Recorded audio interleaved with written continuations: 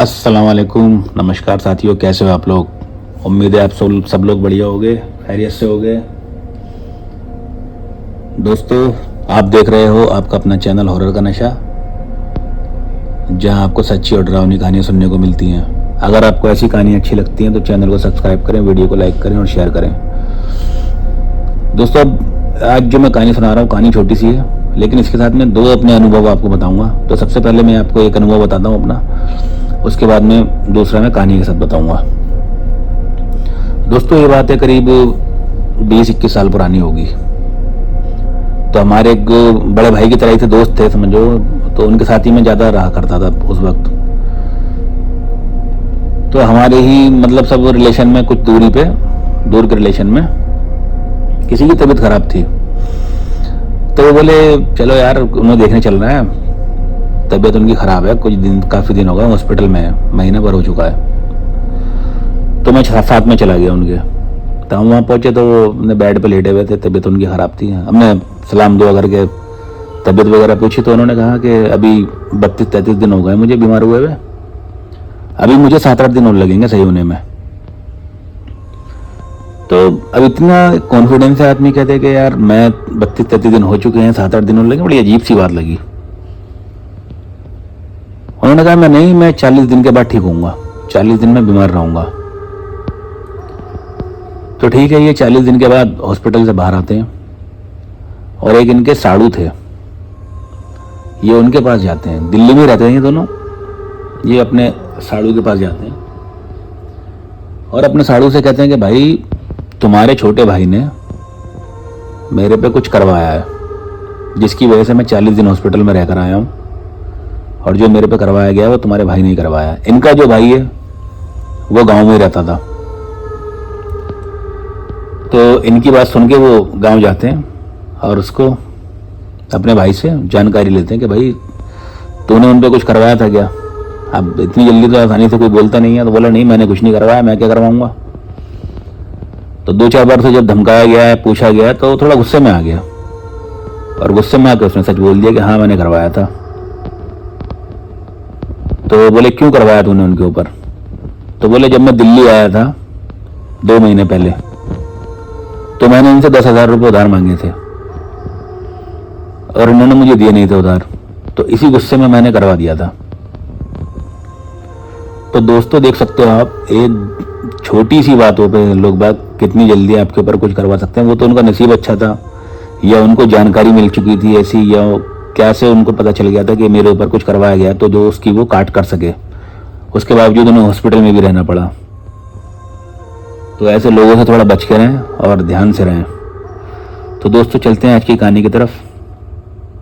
दोस्तों, आप लोग सोचते होंगे कि ये भूत प्रेत, जिन वगैरह, जादू टोना, ये सब पुरानी बातें हैं, आजकल इन सब चीज़ों का कोई वजूद नहीं है। मगर दोस्तों, आप लोगों को मैं एक बात बता दूं, ये चीज़ें अब पहले से ज़्यादा होती हैं, जिसकी सबसे बड़ी वजह है एक दूसरे से जलन, दूसरे की तरक्की बर्दाश्त ना होना। तो लोग ऐसे व्यक्तियों के खिलाफ कुछ ना कुछ टोना टोटका करते ही रहते हैं कि किसी तरह से उसे बर्बाद कर दिया जाए। और इन चीज़ों को कराने में अधिकतर आपके अपने खुद के रिश्तेदार या फैमिली के लोग शामिल होते हैं, क्योंकि बाहर के किसी व्यक्ति को आपसे क्या लेना, और आपके बर्बाद होने से उसे मिलेगा भी क्या। ये चीज़ें वही लोग करते हैं जिससे आपके नुकसान से उनका कुछ फ़ायदा हो सके। दोस्तों, अब आज की कहानी की तरफ चलते हैं। दोस्तों, आपके इलाके में या आसपास कहीं ना कहीं ऐसी जगह या चौराहे ज़रूर होंगे जहां लोग उतारा करके सामान रख जाते हैं। वो सामान चाहे खाने पीने का हो या कुछ कपड़े हों, साड़ी हो, कुछ भी हो सकता है। तो दोस्तों, इसी तरह एक लड़का दिनेश नाम का अपनी गर्लफ्रेंड से मोबाइल पर बात कर रहा था। सर्दियों के दिन थे, वो एक पार्क में बैठा बात कर रहा था। बात करते करते रात के करीब 9 बज चुके थे। तो वो अपने घर की तरफ चल दिया। रास्ते में उसे एक चौराहा मिला। उस चौराहे पर उसे एक साड़ी और चूड़ी, सिंदूर, ये सब सामान एक प्लेट में रखा दिखा। साड़ी देखने में उसे काफ़ी अच्छी लगी। उसने सोचा ये साड़ी अपनी गर्लफ्रेंड को गिफ्ट कर दूंगा।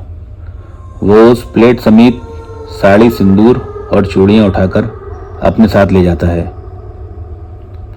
इस समय इसके साथ इसका एक दोस्त विक्रम भी मौजूद था, जो उसे ये सब करने को मना कर रहा था।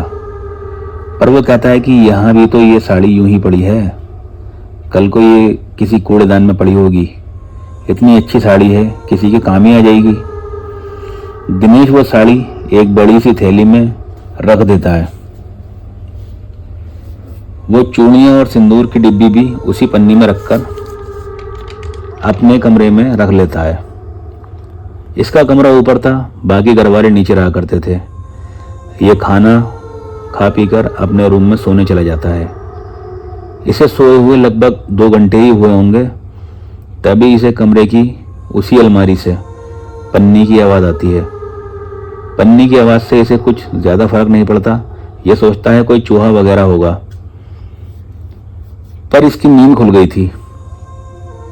पन्नी की आवाज़ के बाद इसे चूड़ियों की आवाज़ आती है, तो ये उठकर देखता है तो एक औरत लंबी चौड़ी, बाल खुले हुए उसके, इसकी तरफ पीठ करके खड़ी थी और उसने वही साड़ी पहन रखी थी जो ये उठा लाया था, और वो धीरे धीरे चूड़ियाँ पहन रही थी और साथ ही साथ जोर जोर से हंसे जा रही थी।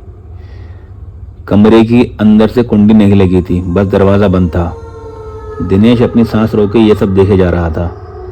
उसे लग रहा था कि ये हिलेगा तो वो औरत उसे देख लेगी। कमरे में हल्की हल्की रोशनी थी। वो औरत इस तरह हंस रही थी जैसे किसी बच्चे को उसका कोई खिलौना मिल गया हो। फिर उसने सिंदूर लगाया। उसने सिंदूर को पूरी तरह अपने चेहरे पर फैला लिया। इसके बाद उसने अपना चेहरा आराम आराम से दिनेश की तरफ घुमाया। दिनेश इतनी देर से हनुमान चालीसा पढ़ने की कोशिश कर रहा था, पर उसके मुंह से एक लफ्ज भी नहीं निकल रहा था। उस औरत का चेहरा देखकर दिनेश इतना डर गया था कि बेहोश हो गया। अगले दिन सुबह जब उसे होश आया तो उसे रात की सारी बात याद आई। उसे लगा शायद उसने कोई सपना देख लिया है। सुबह हो चुकी थी। नीचे घर से चहल पहल की आवाज़ें आ रही थी। अब दिल में डर नाम की कोई चीज़ नहीं थी। वो वहां जाकर पन्नी चेक करता है तो पन्नी के सिवा वहां कुछ नहीं था और थोड़ा सा सिंदूर बिखरा पड़ा था। यानी जो उसने देखा था वो सब सच था। ये जानकर वो नीचे भागता है और अब से वो नीचे ही सोने लगता है। उसकी तबीयत काफ़ी ख़राब रहने लगी थी। 4-5 दिन वो घर से नहीं निकल पाता। तो उसका दोस्त विक्रम और उसके साथ 1-2 दोस्त और मिलने आते हैं। दिनेश अपने दोस्तों को बताता है कि वो यही है। बस वो यही कहता रहता है कि वो यही है और उसके चेहरे पर एक डर बना रहता है। विक्रम दिनेश के पिता को उस दिन की बात बता देता है। तब दिनेश के पिता किसी पंडित जी को बुलाकर घर में पूजा पाठ कराते हैं और कुछ झाड़ फूक करने के बाद एक धागा दिनेश के हाथ में बांध देते हैं और एक वैसी ही थाली जिसमें साड़ी, चूड़ी और सिंदूर दिनेश को उसी जगह रखने को कहते हैं जहां से वो थाली उठा लाया था। और वो थाली वहां रखते समय कुछ बोलने को कहते हैं, कोई मंत्र वगैरह जैसे। दिनेश वही सब करता है, जिसके बाद दिनेश की तबीयत में सुधार होना शुरू हो जाता है। करीब दिनेश को ठीक होने में 1 महीने का वक्त लग जाता है। दोस्तों, एक छोटी सी गलती आपका जीवन खराब कर सकती है, इसलिए जब भी आप ऐसी चीज़ें कहीं देखें तो उनसे बचकर वहाँ से निकलें। उनके ऊपर से ना गुजरें और ना उन पर पैर लगने दें। दोस्तों, दिनेश तो ठीक हो गया। उसके पंडित जी ने बताया था कि किसी आदमी का कारोबार बहुत अच्छा चल रहा था, जिससे जलकर जलन में उसके कुछ रिश्तेदारों ने उस पर कुछ कराया था, जिससे उसके कारोबार में नुकसान होने लगा था। वो कारोबारी जब अपने पंडित जी से मिलता है तो वो पंडित जी उस टोने टोटके का उतारा करके वो साड़ी, सिंदूर और चूड़ी चौराहे पर रखवा देते हैं, जिसे दिनेश उठाकर अपने घर ले आया था। दोस्तों, गलती से कभी आपका पैर इन सब चीज़ों पर पड़ जाए तो उसके आगे हाथ जोड़कर 3 बार यही बोलना है, जिसकी है उस पर जा, जिसकी है उस पर जा, जिसकी है उस पर जा। दोस्तों, ये बात मैंने किसी पंडित जी से सुनी थी। दोस्तों, अभी करीब 1.5 महीने पहले की बात है। दोपहर के 2 बजे होंगे। मेरे एक दोस्त ने मुझे क्रिकेट खेलने के लिए बुलाया। गर्मी बहुत ज़्यादा थी, फिर भी मैं चला गया उस दिन हमारा डे नाइट मैच था, तो मुझे 4 बजे वहाँ के लिए निकलना था। तो मैंने सोचा था कि 2 घंटे टाइम पास हो जाएगा और वहीं से मैच खेलने निकल जाऊँगा। जो लोग यहाँ आसपास रहते हैं उन्हें मालूम होगा कि गांधीनगर से आगे जो शमशान घाट है, उसी शमशान घाट के बराबर से एक रास्ता यमुना नदी की तरफ जा रहा है। उसी रास्ते से थोड़ा आगे जाकर खाली जगह है थोड़ी सी, वहीं ये लोग खेल रहे थे। तो मैं भी वहाँ चला गया। मैं खेल नहीं रहा था, बस एक तरफ खड़ा था। वहीं मेरे साथ ही एक दोस्त फील्डिंग कर रहा था और ऐसे ही हम लोग आपस में बात भी कर रहे थे। हमारे ठीक सामने एक पीपल का पेड़ था। एक औरत और 3 आदमी। औरत के हाथ में मिठाई का डिब्बा था और वो डिब्बा खुला हुआ था, जिससे उस डिब्बे को बांधा जाता है, उसका वो धागा नीचे लटका हुआ था, दिख रहा था। वो औरत और तीनों आदमी पीपल के पेड़ के नीचे बैठकर और कुछ करने लगे, पूजा कर रहे थे या कुछ भी। मैंने ज़्यादा ध्यान नहीं दिया। कुछ देर बाद वो लोग उठकर यमुना नदी की तरफ चल दिए। उन चारों को उधर जाता देख मेरा दोस्त जो मेरे पास फील्डिंग कर रहा था, वो मुझसे बोला, देखो ये लोग कांड करने जा रहे हैं। मेरी कोई समझ नहीं आया। मैंने पूछा क्या कांड? तो वो बोला जादू टोना। दोस्तों, आज भी लोग ये सब चीज़ें बड़े पैमाने पर कर रहे हैं, इसलिए हम लोगों को इन चीज़ों का ध्यान रखना चाहिए। दोस्तों, कोई तंदुरुस्त बंदा बिना किसी बीमारी के अचानक मर जाता है या किसी का बिजनेस अचानक ही लॉस में आ जाता है, तो थोड़ी हैरत तो होगी ही। मैं इन सब चीज़ों को नहीं मानता, ये सब बोलकर हम इन चीज़ों से नहीं बच सकते।